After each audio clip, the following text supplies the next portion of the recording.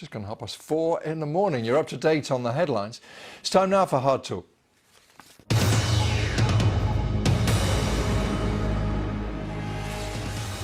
Welcome to Hard Talk. I'm Stephen Sacker. Afghans will have to wait till next month to get the results of last Sunday's parliamentary election.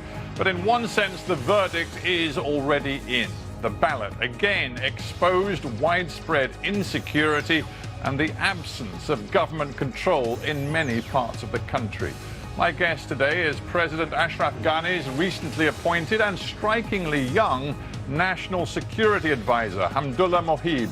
As the US government decided to engage with the Taliban regardless of the wishes of the Afghan government.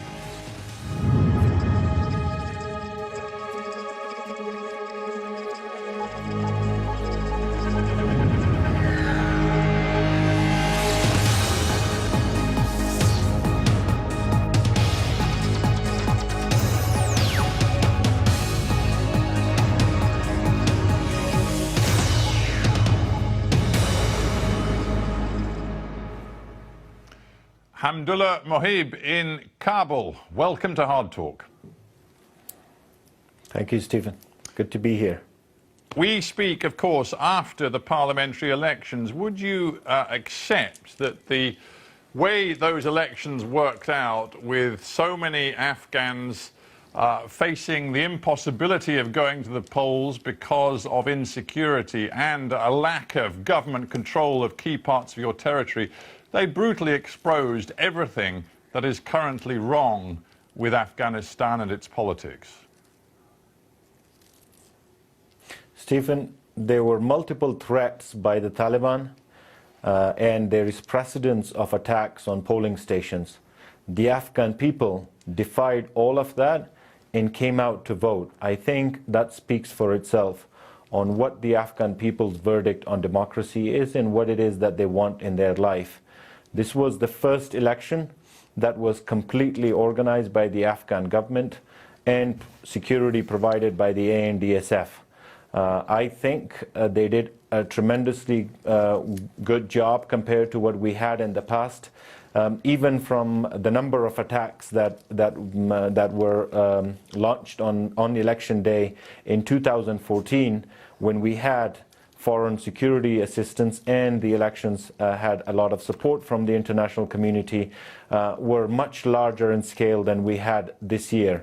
Let's look at reality. I do not mean to belittle the bravery of those 3 or so million Afghans who did go to the polls in face of Taliban threats. I do not belittle their bravery for 1 second, but here's the reality. Your own electoral commission says that at least a quarter of polling stations across the country didn't open because of security concerns. We know that in whole swathes of territory, including Kandahar and Ghazni, there was no voting because of security concerns. Of course, there may be some more voting next week. We're not quite sure. We know that your own Transparent Election Foundation in the country found that the biometric systems were not working in many of the polling stations which were open.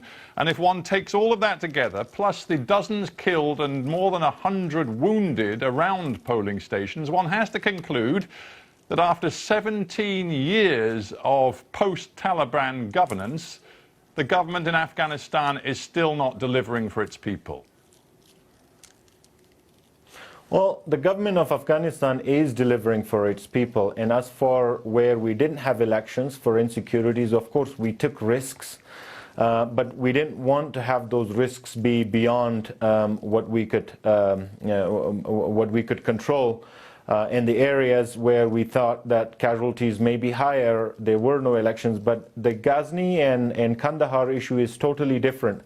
Ghazni, because of constituency issues that existed, the election commission decided that it would postpone those elections and hold them along with the presidential election until we can find a solution to its constituency problem that it had.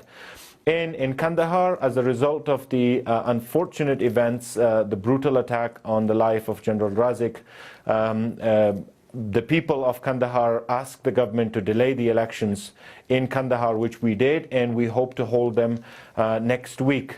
And the rest of the country, the polling stations that were safe and where we believed that elections could happen, all of those polling stations were open.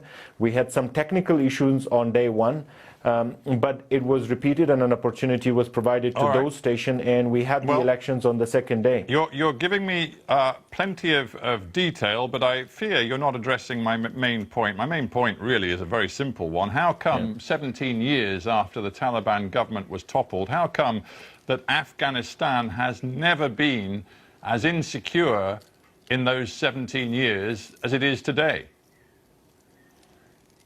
Well, that's a perception issue. That's what you think. What makes no, it's not. No, with respect, it's not what I think. It's what a whole host of independent analysis, including from the US government, it's what they all think. And it's backed by figures on the amount of territory that is now controlled or operated in with impunity by the Taliban.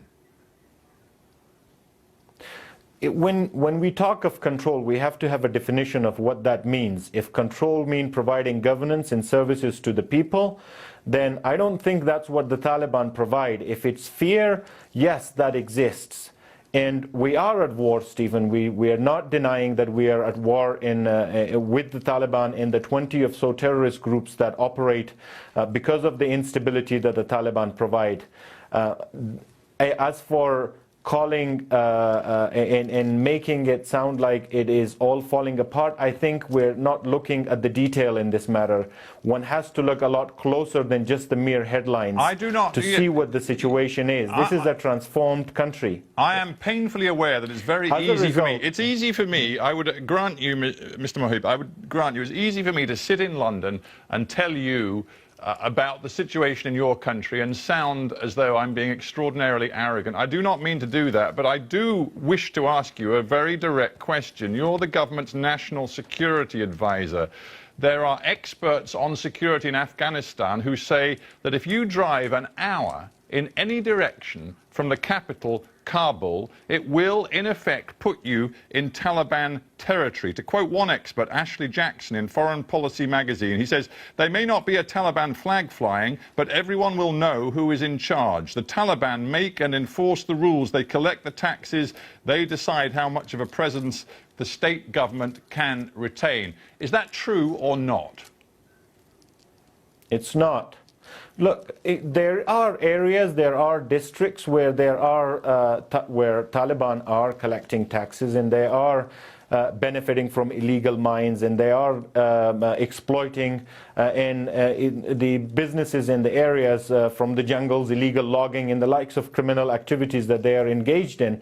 But to say that they control those areas is, I think, a very big exaggeration. Yes, they can drive fear into people in those areas. They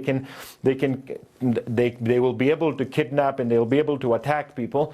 But do they govern those areas? I think that has to be a distinction between those. Well, is it possible for us to control? Is it possible for us to man every inch of the country? Yes. Is it possible to man every inch of the country? No. No country does that. But to be able to bring the population centers, the Afghan population centers, under control and provide them with security is an effort that we have been working on and are working on plans even for the areas where there is insecurity, so that we have the support of the people and new solutions to bring stability to those areas and security for the people. I understand that I understand you're working on the challenges, and the challenges are real. Just explain to me, if you can, because you're the President's national security advisor as of the last few months. Explain to me why, according to the Pentagon Inspector General, the civilian death toll in Afghanistan has reached a new record high in recent months, the last year. Why is it that the trajectory is in the wrong direction, and that the most important function of any government, that is protecting its civilians, your government cannot achieve? Well, where we are under attack, As the space for the insurgents grew smaller and they were not able to launch the kind of attacks they wanted to take territory, in 2014, after the international security forces, the majority of the international security forces left, they tried to take territory, and that has been their strategic objective. But they failed. They could take it, could not maintain. So the tactics switched to attacks in cities, in populated areas, to bring international pressure and, of course, pressure on the Afghan government. That said, we have been working at protecting population centers. You hear of the news of the extraordinary attacks that happen, but you don't hear of all the attacks that we have been preventing. Our security institutions have been improving their services to prevent them and prepare themselves for the changing tactics that the Taliban have had. But the more you tell me, those civilians' casualties are largely by the... I'm so sorry to interrupt, Mr. Mohib, and it is difficult with this delay on the line, but the more you tell me about the scale of the Taliban threat, the more I get completely confused about what your government is doing in response. For example, why is it that you are failing to keep up the force levels that you promised to actually deliver security to the Afghan people? As I understand it, according to the Pentagon, your force numbers, both in the police and the armed forces, are now at least 10% below their expected strength. And the numbers appear to be dwindling. And not only are the numbers dwindling, the morale is most definitely dwindling as well. When we look at just numbers, I think without the context, it obviously seems very bad, but we have been working on reforms in our institutions. So some of those dwindling numbers, what it seems like, were actually inflated in the past. There were ghost soldiers that have been reduced in numbers because we put in systems in place to detect that, and numbers that didn't exist and were reflected. Our security forces continue to fight with valor and bravery and are defending their soil. Do remember that our security forces are all voluntary. They subscribe, they come in to fight for their country. And in the few weeks that I have been the National Security Advisor, I have read reports and heard from officials the stories of the attacks and how bravely our security forces defended them. Just one example, there was a checkpost in Faryab province that was under attack. All of the personnel that were inside fought to their last breath. Not one of them surrendered, not one of them escaped, and they had the opportunity to do both of those. That is interesting. Let me stop you there. You made a very interesting point about the bravery of some of your security force personnel. Let me tell you what one of them said to Reuters news agency after that terrible bloodshed and loss of life in Ghazni when Taliban forces assaulted the city. More than 100 mostly police, Afghan police, were killed in that assault. One of the policemen who survived afterwards said, look, we fight for our country, but we do not get the benefits and respect that are given even to Afghan soldiers. We suffered so many casualties, so many policemen were killed, but the government paid no attention to us. He said, we haven't even been paid yet. What does that say about your government? And as a National Security Advisor, that is exactly what is on my mandate to change. I do realize that we have a lot of challenges. Ghazni was one of the reasons I accepted and took this job. It hurt me personally as an Afghan to know that we failed our security forces from a policy standpoint. And I'm dedicated, me and the National Security Council will be working to resolve all of those issues. I issued a statement to our people, our security forces, that what I would be doing is to reflect their voices in our policies. It's true, we haven't been able to deliver the kind of services that our soldiers on the front line deserve. They have not failed us.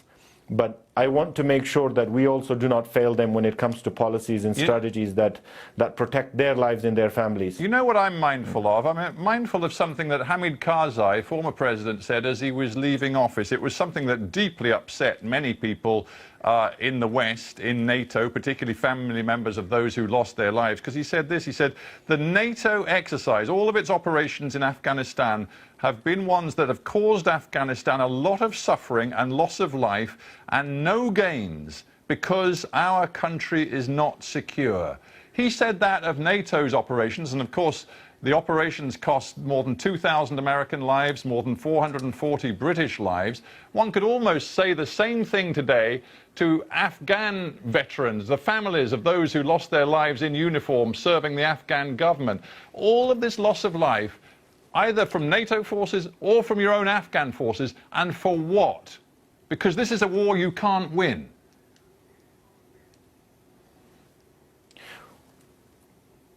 That's, again, something that you have the luxury to say. As Afghans, we don't. This is our country. If it is not winnable, we have no other option. We are in this country and we have to live our lives and protect ourselves. While I do not want to comment on colleagues from previous government, they have their own opinion. What I can say to you is this is a changed country as a result of your investment in those of your viewers. And one of the reasons I came on this show is to tell you and your viewers that this is not the Afghanistan that you only see through TV. There is so much more to that context. I understand that there is only so much news space for Afghanistan, and it's usually covered by the spectacular events, which are unfortunate. But this is a transformed country, whether you look at it physically or you look at it socially. A generation, 75% of this country grew up in the war. Our aspirations are to end this conflict and bring peace to Afghanistan. We're extremely proud of our country and what we have, but we also realize that the challenges that we face are also ours. We're thankful that we get support from our allies to help us along that way, and know that your investment in this country has not gone to waste. Yes, we are at war. It's not a war that we have brought upon ourselves. It's a war that we must end, and it takes more than just statements to be able to end it. We are taking measures every day, and thanks to Resolute Support, who have been helping in equipping and training our security forces to provide the kind of security that the Afghan people deserve. We don't have so much time, Mr. Mohib, so let me ask you some quick questions, pivoting to what you've just alluded to, that is the support of allies, in particular the United States. And of course, you, a former ambassador to the United States on behalf of Afghanistan. Let me ask you this. Donald Trump has said, of course, that he will keep troops in Afghanistan, advising and training, 14,000 of them, but he clearly wants to end this conflict and America's commitment to it as quickly as possible. One thing mooted in America is privatizing the U.S. military commitment in Afghanistan. I spoke recently to Eric Prince, formerly the head of Blackwater, who wants to get a piece of that action.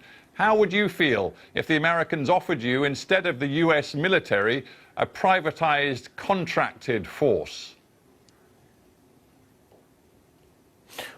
We have a decision by the National Security Council, and we issued a statement.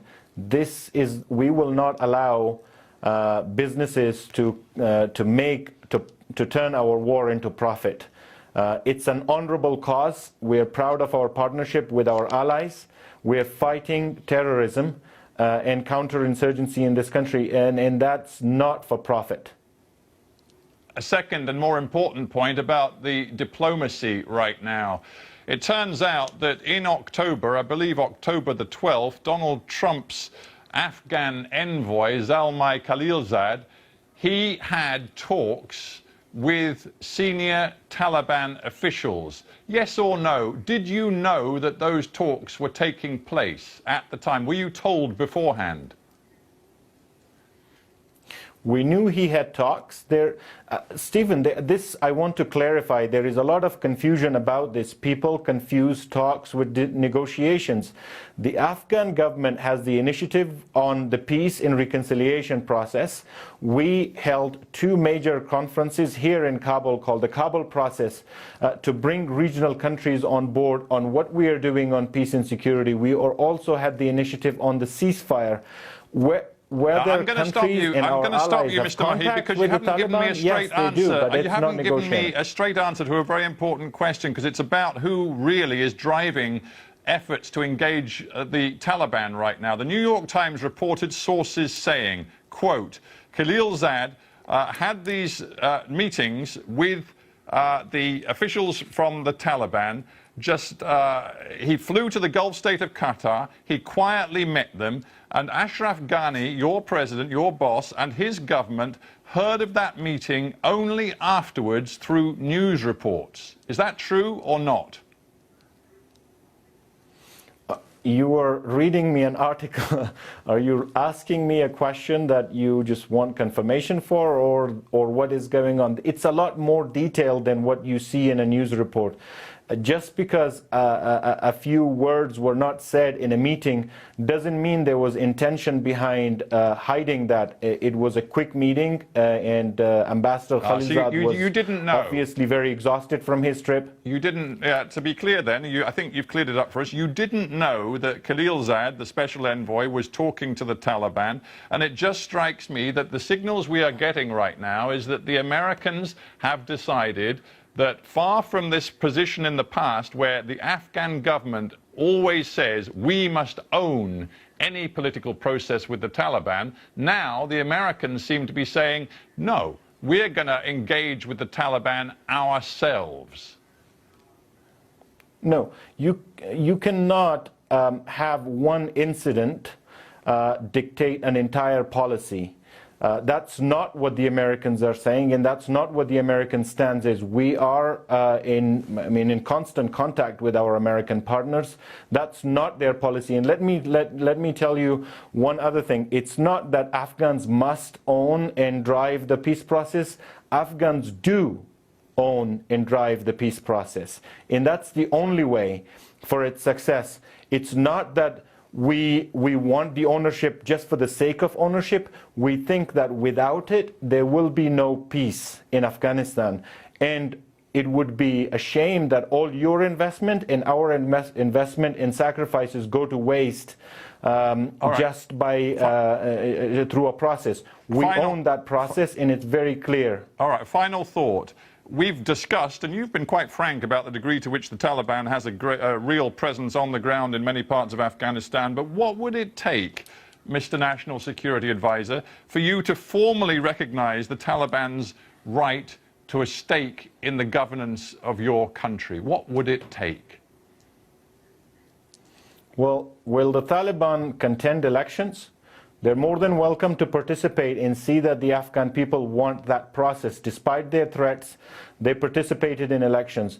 If the Taliban really feel that they have a place in Afghan society other than driving fear into them, then they must come and contend and see whether the Afghan people really vote for them or not. During the ceasefire, the short ceasefire that we had for 3 days, it was quite clear that once the Taliban let their fighters out of the fighting norms, they had no control over them.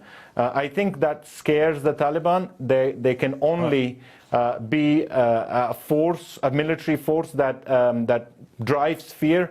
Can they provide governance, and will the Afghan people accept, can only be known if they participate in a democratic process and let the Afghan people choose and not be forced upon them. Hamdullah Mohib, we have to end it there, but I do thank you very much for joining me on Hard Talk. Well, thank you for having me here.